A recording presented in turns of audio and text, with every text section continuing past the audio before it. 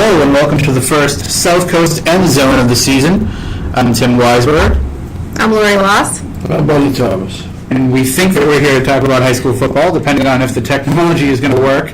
Well, we spent about, 9 hours setting this up here, trying to get it to work. And we just came off the field playing in this, in this monsoon. monsoon weather, so. Sure. I mean, I'm sure all the teams are glad that Friday is supposed to be a lot better than today is, because, man. Oh, the whole weekend's supposed to be nice, which is nice. Makes for nice sleeping weather, too. So we have a lot to talk about, and of course we'll be here during the course of the season, technology permitting. You can always get a hold of us anytime, SC_varsity, right? Yep. Okay. It's been a while since I've had to say that, so I want to make sure. And on Facebook, too. Right, yes. South Coast Varsity on Facebook. And are we Instagramming yet? I know that's something you were talking about. No, but we will. We will. By Friday, hopefully, we'll be on Instagram. So I'll be taking some photos at the games and post them on Instagram, and then we can start following you guys, and you can follow us, and it'll be exciting. And I think we should Vine, too. That might be coming. Okay, that might be after week 1. Sure. But if you would take any videos, any pictures, anything like that, you can always send them to us at SC_varsity. We'd love to have them and retweet them and send them out to people. And so we got a lot to talk about, actually, because we're looking at a whole different way of doing things this year on the high school football scene. They decided that, what's been working for so long didn't work anymore, and they decided to tweak it, and now nobody really knows what's going on. I'm hoping that you guys do, because we need you to inform all the viewers about what's happening. We're part of the nobody. Yeah. Nobody knows what's going on. We have an idea, I think, Yeah. It's all going to the first 8 weeks. Teams will play 7 games within that 8-week period, and a maximum of 7 games. And then they'll just eventually it'll be decided which teams qualify for a playoff period, which will be held over the first 3 weekends of November. That'll ultimately decide the division champions. And the division champions will go on to play in the Super Bowl the week after Thanksgiving, actually on December 7th. And for what it's worth, they'll have statewide champions for the first time. This is what the football diehards, the coaches, wanted to. They wanted to be like basketball. Basketball has a champ, baseball has a state champion. Why not football? And this is what we've come to. Do the coaches around here feel that way? Because they don't seem that way. I think they're kind of mixed. I've talked to every coach, as Buddy I think has talked to almost every coach on this topic. I mean, at this point, they all realize this is what we have to do. We have to go with it. Some are excited, after week 8 to have somebody, on the schedule that they don't know about. They're hoping, other teams provide, the clips to be able to kind of check out the other teams. But even for the teams that don't make the playoffs, it's kind of like a playoff because you have new opponents every week that you're not used to actually competing against. Big concern is scheduling. How far away are they going to have to drive and go for those other games? And also just, what happens, if you make the playoffs, you lose that first week, then you go back to kind of a regular season. I mean, that's probably my biggest gripe with it is, you could have this team that makes the playoffs, they play one playoff game, and now they go back to their kind of regular season. You go to the losers bracket. Well, yeah. And it's that's the one thing I don't really like about it. And also when I've talked to coaches, I said, what happens on Thanksgiving if you're going to be, you're in the playoffs, you're still in it, and you play your rival on Thanksgiving, what are you going to do? Are you going to rest your starters? Is the game going to mean anything? And most of the coaches I talked to said, if you're playing after Thanksgiving, you're playing for a state championship. You're probably either going to rest your guys or not playing the whole game. You're going to focus on the state championship. So I think it's a good problem to probably have. If you make it that far, but I guess we'll see how it goes. I mean, it's something that we have to embrace and move forward with. And I know it'll affect different teams in different conferences. More teams will get in some of the conferences, and South Coast Conference broken into 2 separate divisions, as we'll talk about. So they'll, in years past, I know Apponequet's one of those teams that always seems to be always second place, if they don't win the title or share it. And a lot of times they've sat out, even in the years that they've shared the title as co-champs. And, now that second team in that top division, has a shot at going, and then the lower division, somebody will be able to go. So it gives more teams an opportunity, to get into the playoffs, which is exciting. It is. Any division with 5 or more teams will send. The selling point was guaranteed. That's the quote unquote guaranteed 2 playoff spots, which isn't necessarily a guarantee, as we find out. It's guaranteed that the winner, the first place team, will go. The second place is a question mark, especially if 2 teams tie for second place, then it's rare that both of them will go. And in divisions of 4 teams or fewer, 1 team goes. The team that is leading that pack, that's a guarantee. All right, so it's definitely something that we'll hear more about as the season goes on, I'm sure, And- especially when we get to those weeks where they don't know who they're playing. Yeah, and we won't know. I mean, we'll be doing the podcast, hopefully the whole season, and there's going to be weeks, 9, 10, 11, where I might come in here and say, I don't know anything about this team from, Western Mass, and, we might have to rely on some of our fans, some of the scouts to let us. So how does that change from, when we don't know anything about it the rest of the time? I think we for the most part, we're having not a problem, but opening week, we don't know much about Millis, for example. They're playing vocational. We don't know much about Lee, which is playing Old Rochester. But, if they were playing in week 2, we'd have more of a chance to find out what they're all about. Sure. And what we'll have also online with our previews, you'll be able to see what each of the coaches has to say about the new playoff changes, how it impacts their school. I went around to all the football practices the last couple of weeks, and I talked to each and every coach in this South Coast on this, and there's video clips from practice, so check back. I'm going to tweet that at SC_varsity, and we'll also have it on Facebook, and we'll have it on SouthCoastVarsity.com. So check out that. It's a pretty cool video, and just kind of how it affects your specific team or your specific school that you're rooting for. So. Well, why don't we get into a look at the teams themselves, and we'll go kind of conference by conference. And, of course, the most teams that we have in here, I think, at least we used to, is the South Coast Conference. I'm pretty sure that they're still there, right? Yes. All right, well, who do we think is going to be at least the area favorite in the SEC to contend? Well, I think Laurie and I think we agree. Can we agree? I was just going to say, yeah, we agree, which is very unusual. The South Coast doesn't want to call their divisions large and small. They want to call them A division and B division because voc-tech is in the B division, which can't be classified as small because they're one of the largest schools in the whole conference. So it's A and B division, and Laurie and I both agree, and she'll talk more about it later, but Apponequet will probably go in as the favorite to win the large division, A division, with Old Rochester right there behind. Those 2 teams will probably battle for the top spot with, of course, Dighton Rehoboth. They can't count Dighton Rehoboth out any year. They're the 3rd team. And in the B division, it looks like voc-tech right now, and they're in with Bourne, Case, and Fairhaven. So, Laurie, go ahead. Those are my picks, and I'm sure you're going to be. Well, I agree. I feel like Apponequet is the team, to kind of beat. They have the starting quarterback back, Cam Costa. He's been a 3-year starter. They have I was just about to say Matt Michael back at running back. They have Troy Nanfelt, and they have Weston Cohen. They have a ton of linemen with a lot of experience. So they're the team. They're the veteran team out there. They have a lot of great players starting both ways. The big concern is depth. If a key injury happens, Coach Lump, that was the one thing he was concerned about, is their depth. Whether, if they have an injury, that could, derail their title chances. But Old Rochester, they have their quarterback back, Nolan Bergeron. They have Colin Napton at running back. They have Hayden Bergeron at tight end. They get some big names. They have a lot of, kids back, I think, also on the line. So they have a lot of experience as well. I think their problem the last few years has been winning those close games. I think Buddy Thomas looks at this in our football tab. He'll have a story on it, on how many games that they've lost in the last few years by 3 points, under 7 points.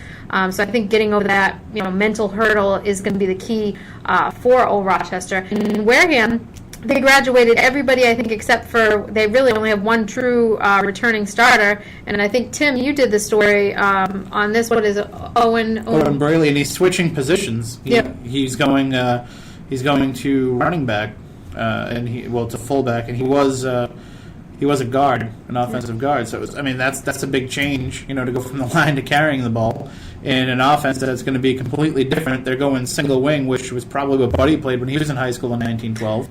So, was Pop Warner your coach? Pop Warner was just coming out. I had the guy just before him.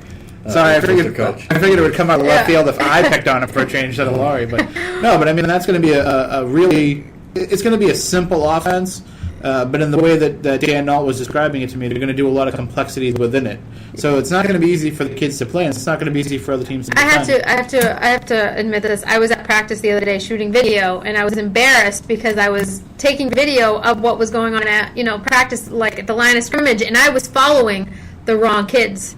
I didn't know where the ball went until somebody came running out from the other side with the ball, and that's not unusual. I was looking the other direction. So I feel like maybe because of all the complexities in the offense, maybe they'll confuse other teams. I'm sure if I'm confused, then somebody else will be confused out there. Well, Buddy, you saw when they brought in the Bay City T years ago, and there was a lot of misdirection with that. I used to call the play-by-play for the cable station, and I never knew who had the ball. Yeah, that's basically, I know this is single wing and everything, but I think it's basically going to be a version of the Bay City T, where they just, they fake the handoffs, and, 3 guys just plow through the line. One of them has the ball. You just don't know which one. But that's when you have to bring the binoculars to the game. Yeah, but in order for that to work, you have to the linemen have to know their assignments, their blocking assignments, and that's they're on with a bunch of sophomores and juniors on the line. So I don't know. So it'll be a rebuilding year. I think we can all kind of agree for Wareham, one of those down years. Especially after the season they had last year. All the success they had, in the conference and graduating, so many kids. Another team that graduated, seemed like almost everyone is Fairhaven. I think they graduated 17 seniors, so it's going to be kind of another rebuilding year for Fairhaven. I know they had a breakout season last year, had a lot of great senior leadership, Billy Pyers, Cody Edwards, among two of the big names in the conference. Those kids are gone. They're off at college. And the one big addition that Fairhaven has gotten is Cam Charette is back playing football. He had taken last year off after playing freshman football. He was the quarterback on the freshman team. Last year he took it off to focus on baseball. He said he missed it. Also, he knew that they needed a quarterback. So he's back out with the team, and he's going to be the starting quarterback. A lot's going to depend on him, and the one thing he does have is he does have an experienced line in front of him. They do have some returning varsity experience, some of the players in line. So hopefully that'll help them out. But it's going to be a challenging year for Fairhaven. And, they're in that B division with voc-tech, which voc-tech graduated Corey Pont and Trevor Menya. So a lot will rely on Sean Aldrich. A lot will come down to him this year. I think most of the offense, Buddy, you said it's probably going to run through him, right? He's going to carry. They're going to run as usual. They call affectionately, in some cases not so affectionately. They call the coach Ground Chuck. Chuck Allaire, because he likes to keep the ball on the ground. This year, it's he can legitimize that with a guy like Aldrich, and he's also moved Nick Richard into the quarterback position, and Richard is a runner, also, and a very good athlete. And they have a big, pretty experienced line up front. So I would think their main competition is Fairhaven. And I think Bourne is down a little bit. They have a couple of key players back, I know, and Case is just, they lost Furtado, and Furtado was the offense. So it's going to be between voc-tech and Fairhaven, I would think, and I think voc-tech is, on paper, right now, a lot better than Fairhaven. So that's a look at the SEC, and why don't we move over to the Big Three, which we only have one team to worry about here locally, and only 3 teams really to worry about overall. So, what do you think their chances are? And don't tell me that it's a 1 in 3 chance. Well, how about the New Bedford Whalers this year? Well, again, every year they have to look at Brockton as the team to beat, and they're not going to use the conference champion as the winner to go to the Super Bowl. That's going to be based on a total state point system through the first 7 games, because New Bedford and Durfee play after the playoff format is complete.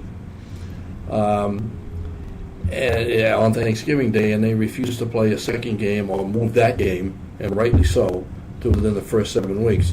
So it's going to be based on their overall schedule, and the team that has the most points. And again, you get 10 points for beating a team in your own division. In Division One case, I think it's 12. Less points for defeating lowest division schools, and again, it's funny because Durfee has been dropped to Division II statewide this year, and they play some teams like Bishop Connolly.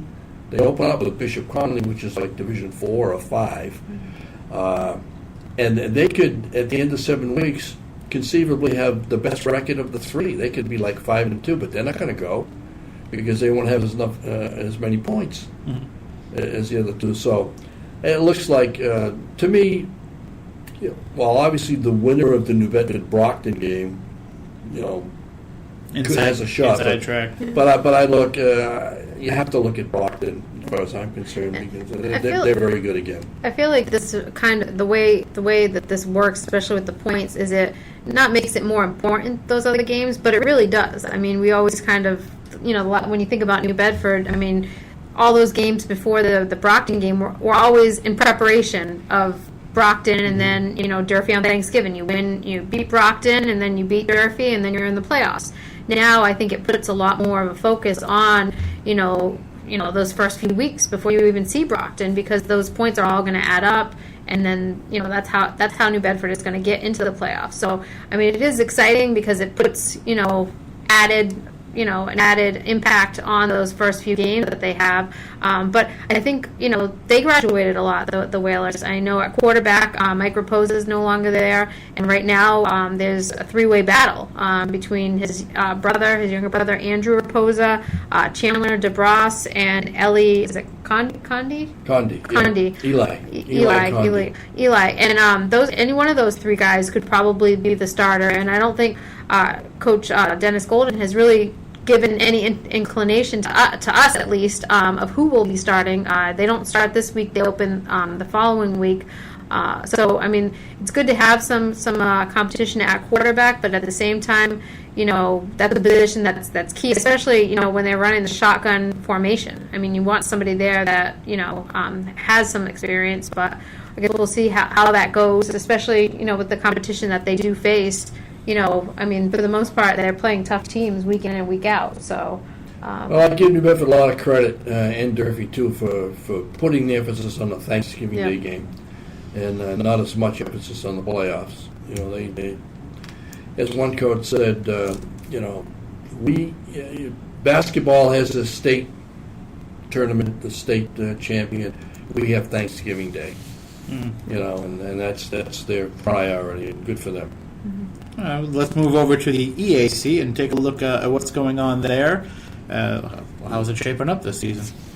Well, Bridgewater Raynham supposedly is a team to beat. They're loaded. They usually are. Yeah. OCL we're talking about. We're talking about the EAC, but we'll talk about the OCL then. Old Colony League. You said EAC. And I said EAC. Oh, I'm sorry. Okay. Yeah, okay. Did you want to go? What you want to We go? can go wherever you want. I was actually just throwing it to you so I could get ready to switch the cameras. I was saying So since we started with the OCL, since we started with We'll go with the OCL. yeah, Bridgewater Raynham, I believe is the team to beat. Barnstable is they lost an awful lot of players from last year. Very, very good team. So they will probably battle Dartmouth for the runner-up spot. Dartmouth is very intriguing, especially if Tim Smith is healthy. If he's healthy, he could be the best back in the area, and that's saying a lot. He's big, he's fast, he does everything. But staying healthy is very key. And they have a little, somewhat of a question mark at quarterback. They lost Dalton Swords, who was the starter for most of last season until Bo Polland took his place. And Bo Polland is one of two guys battling for the position now, but I think they'll be okay. I just don't. They haven't had much luck outside of the Todman years in the OCL. After he graduated, they haven't had much luck at all, and I think getting by Bridgewater Raiders is going to be very difficult. Yeah. Well, I know last year they lost, like you said, Tim Smith to an ACL, Right. and that's what Dalton, he suffered as well as the ACL injury. And Tim Smith is back, and he will be playing. And like Buddy said, that question at quarterback, is kind of a concern. But they have a lot of experience, senior leadership. Nick Simonetti is back. They have a lot of kids that have played since, sophomore year that have that experience, which Bridgewater Raynham seems like they kind of just reload every year instead of rebuilding. So I think Bridgewater Raynham is definitely the team to beat. But I think Dartmouth could finish second, or if a key injury happens to Bridgewater Raynham, you never know. You don't know what's going to happen. But I think it'll be exciting to watch Dartmouth this year. They have a lot of talent. And they should be able to put some points on the board, especially with Tim Smith back. And I know he's been rehabbing for a while, and I think we have some photos of him running around at practice, and he looks good. So. All right, sounds good. Okay, now we can discuss the EAC. Right. Yes. You want to start? Or go ahead. Sure. I think in the EAC, it seems like the last few years it's always kind of come down to Bishop Fien and also Somerset Berkeley, and I think that's probably going to be the case again this year. Both those teams, seems like every year they, like I said, they kind of reload. They don't rebuild. And Bishop Stang, this year with the new change with the playoff format, they're actually going to play Bishop Fien twice. They're going to play them once during that first 8 weeks, and then they're going to play them on Thanksgiving. It's renewing a rivalry from several years ago. So I know that they're excited about playing Bishop Fien. I know it'll be a challenge because Bishop Stang, they did graduate their top player from last year, Charlie McKeeman, who is at the University of Rhode Island playing football, my alma mater. So I'll have to probably go out and see him play sometime. But it's going to be a lot of new faces. At Bishop Stang playing. I know they have Connor McGregor is going to be on the line, and Kevin O'Brien, and those are two returning guys on the offensive line. And really, that's where a lot of the experience is. And if they can win that line of scrimmage, they can probably come out with a few wins this year. But I don't think they're going to put a ton of points on the board, since they have a lot of new guys in the key positions. So I think kind of battling maybe, they should be competitive with Coyle and who else is in the EAC? Coyle and Martha's Vineyard. Martha's Vineyard. I think they should be able to be in those games, but the Somerset Berkeleys and the Bishop Fiens, I don't know. At least early on, I mean. When they lost McKeeman, they lost the entire offense, as far as I'm concerned. At least point-wise, they did. And you have to score to win. I don't care how good the defense is. I'm not saying that they have a great defense, but any team, if you don't have any offense, you don't win games. Offense wins games. Defense puts you in a position to win. Mm-hmm. And I just don't know where they're going to get the points. That's what's so intriguing about the season opener with Wareham. That could be, nothing for 8 periods. It's going to be very interesting to see how they do. I think Fien again. Fien, like you said, they always reload. They never rebuild. Somerset Berkeley is not as big as last year, and they lost most of their key offensive weapons, but they're okay. They're good enough to finish second, I think, because Martha's Vineyard graduated the island, I believe. But again, when they have more people coming in, and he just doesn't only one high school, they've got to be. They've got to be okay, but not good enough to finish in the top 2. I think I think the intriguing battle is for staying is going to be to see if they can beat Coyle, because Coyle's much improved over last year. They have a lot of returning people coming back, so hopefully the Spartans can stay out of the cellar. Mayflower? Mayflower. I couldn't read what you wrote there, but I figured Mayflower was all that was left. Well, I guess we'll talk about Old Colony. I guess, it seems like there's a lot of excitement going on at Old Colony. I went there to practice, I think it was last week or the week before, and they have a lot of kids back. They have, I think, Coach Bryce Gilbert said that this was one of their, most talented teams they've had in recent years. Jake Pringle is back, and he's impressive. Watching him take some snaps, throw the ball, just hand off the ball. He's very athletic. He's definitely going to be a key to their offense. And I know last year he set the touchdown records for most of the season, right, buddy? Single season. Single season, and I know he's going for the career touchdown record this year. And he's got some receivers there: Seth Muniz, Flynn Stevens, Lance Labonte, and a few others. And so he's got the targets. It just they don't have a lot of depth. That's kind of the problem year in and year out at Old Colony is they don't have a lot of kids playing. So if you have an injury to one of your starters, then you're putting somebody in there that might not be at that level. But I know they have pretty good experience coming back, and a lot of the kids have.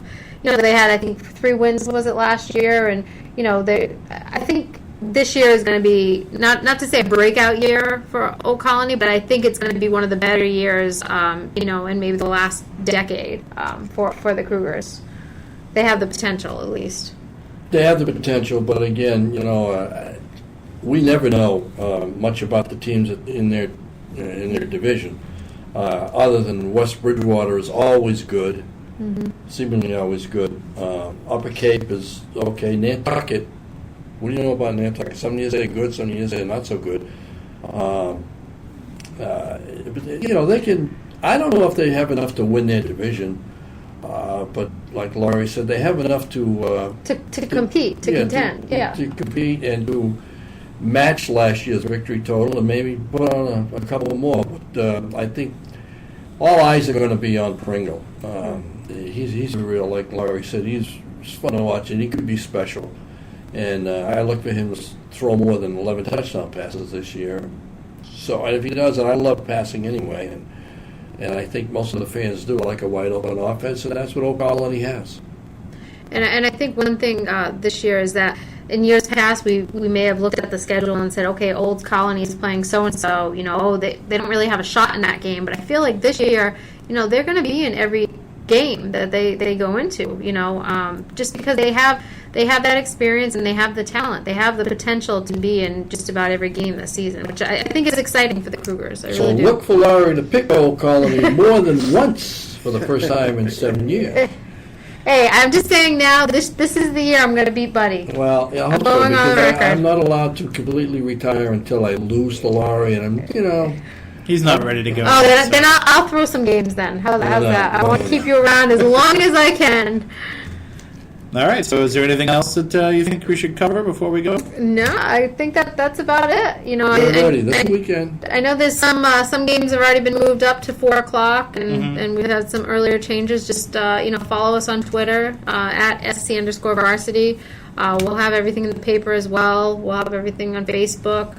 You can phone call. You can call us. SouthCoastVarsity.com. Yep, SouthCoastVarsity.com. We have that video that we open the show to. We'll also post that. We have some really cool music that goes along with that, so you'll be able to actually hear that. We weren't able to play the music. It might have played. I don't know. Might have. We don't know. I don't think so, but and we're gonna have more of that video. We had a really fun day at New Bedford High.